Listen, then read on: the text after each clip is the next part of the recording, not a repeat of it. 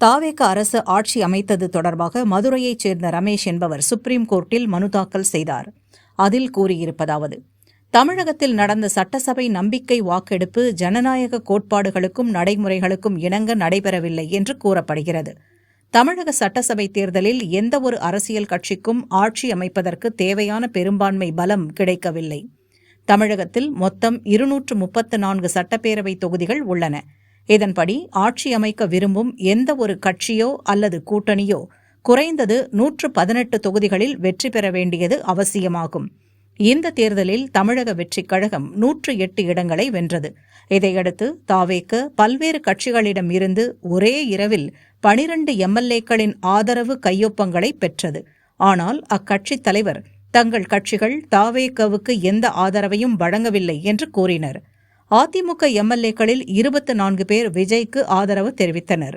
அவர்கள் கட்சிக்குள் பிளவுகளை வெளிப்படுத்தினர்.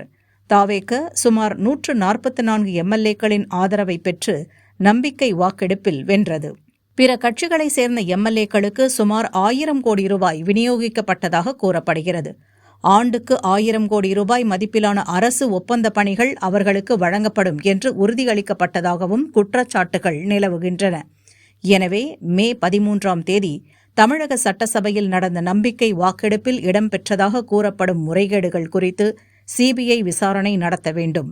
விசாரணை முடியும் வரை தமிழகத்தில் ஜனாதிபதி ஆட்சி அமல்படுத்தப்பட வேண்டும் என அந்த மனுவில் கூறப்பட்டுள்ளது.